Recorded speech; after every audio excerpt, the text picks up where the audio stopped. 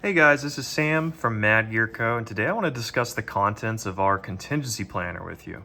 So to get started, the back of the front page here says the purpose of the contingency planner is to provide families or small groups with the necessary framework required to take coordinated action when it's the fan. So the key takeaway here is really that anyone can prepare. So if you go into an emergency situation without a plan, you're typically not going to rise to the occasion. You're going to fall back on your training and your planning. This planner gives you the opportunity to put your thoughts down on paper. If you practice those things, or if you distribute this plan that you make, then you'll be able to at least come at a situation with a little more of an idea of what to do than you would have otherwise. So we've structured it such that you can expand it. So we made a table of contents here at the front. Contingency conditions. So the purpose of this section is to list out conditions or scenarios rather that you think you might actually run into. I used to live in Oklahoma. So one thing that happens in Oklahoma all the time is tornadoes. What you might write down here is condition tornado warning. And the definition is that there's a tornado warning for your local area. So over here on the condition table, what you would do is you would define actions that you're going to take at that condition. Condition here, tornado warning. Step 1, verify tornado warning for your area. Step 2, yada, yada, yada. You decide what type of actions you need to take. Maybe the last step is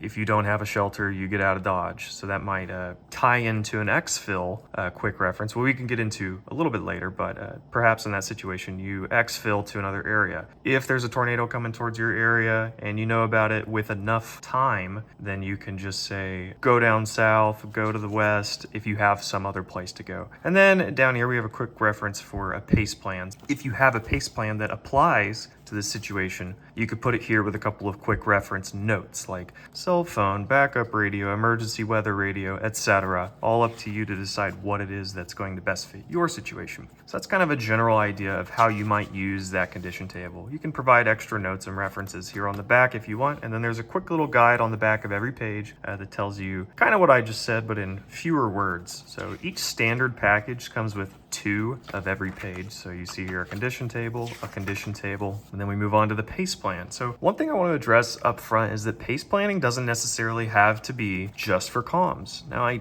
do mention here a sample comms PACE plan, but I wanted to address this here. You can have a power PACE plan. You can have a defense PACE plan. You can have all sorts of PACE plans. Whatever you want to use this for, you can use it for. In this scenario, let's just go with comms. We'll use the sample here. Day-to-day primary is your cell phone. So you have a cell phone and you text and call people. Or maybe you have a group chat where you put all the information. The backup is to call people individually. I know maybe it's not as common these days to just use the group chat. I know, at least in my family, we use, kind of like it says here, like a group chat quite a bit. Calling people could be your backup. And then a contingency would be any phone, somebody else's phone, a landline if you can still find one. And then an emergency might be a mobile GMRS radio that you have in your vehicle, and you have a little plan on which channel to get on. You have a method for checking into the net, so to speak. But all of that can be hammered out by you and your group. We talked about it a little bit before, but the EXFIL plan is really just a way to coordinate movement. You have a starting location and you have a destination. You could add an address, coordinates, and you can add a route plan. So I've seen people cut out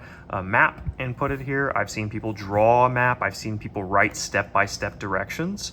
Something that I find important is having a primary route and an alternate route. Your primary day-to-day route to work might be, hop on the highway, take a left here, take a right there. But let's say there's a really bad wreck on that highway you usually take. Do you have an alternate planned? You probably do, or you probably have some backup.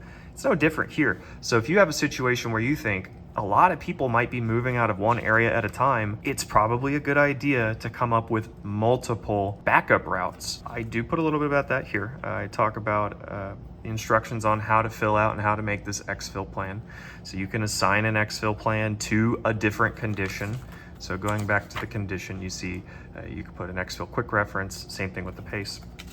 So a lot of this stuff ties in together. A well fleshed out plan is going to have multiple facets, and it's also going to be communicated to everybody in the party. So now moving on to the authentication table. This is simply a way to make sure that whoever you're talking to is actually who you think you're talking to. So you're authenticating them. The way you use this table is filling out random characters in every single one of these boxes, and then using an exact copy of this with somebody else to verify that they also have this table. So there's procedures here on the back. A card of the day is just a way to obscure details. Next, we have a cipher table. So perhaps you've seen a cipher table or heard about it. If you haven't, these are really old. There's nothing really groundbreaking about it. It's just a way to offline encrypt information with a key. And I won't get too far into how to use a cipher table, because you can do it offline. If you follow these instructions, then you will be capable of encoding information with a cipher table.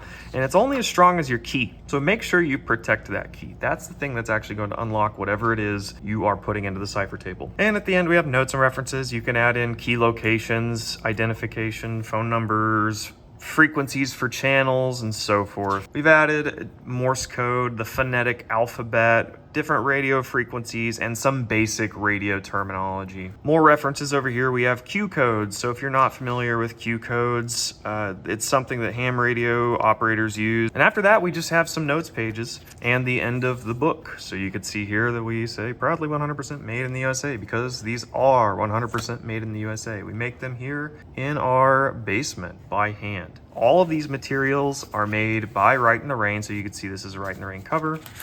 We have a Write in the Rain pencil. We have Write in the Rain replacement lead, and it's all Write in the Rain paper too. So that means the paper is waterproof, it is mud and oil resistant, and it's also made in the USA. So through and through, all this product is made in the United States. So 2 expansions that we have.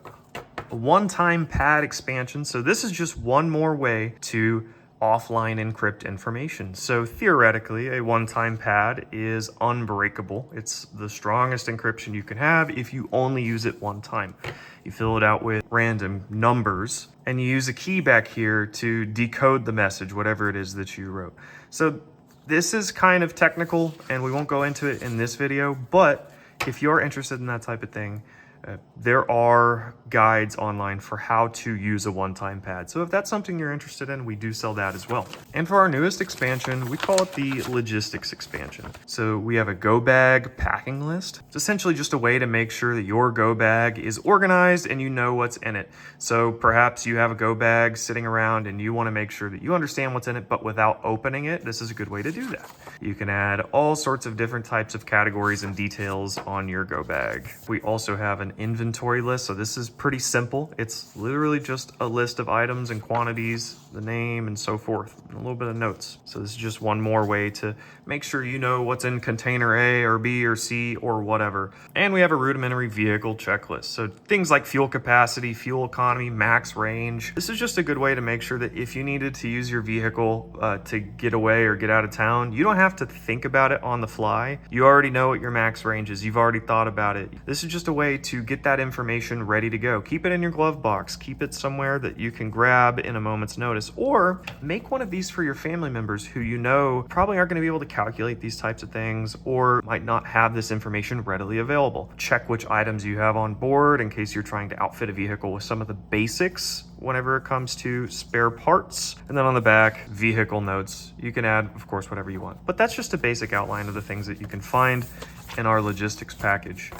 If you find any of this useful, please head over to our website, madgear.shop, and order it. Remember, all this stuff is made in the USA by me and my wife. Thanks for watching. Thanks for sticking around this long. If you do have any questions, please put them in the comments or email us at info@madgear.shop, and we'll get back to you as soon as we can. Thank you.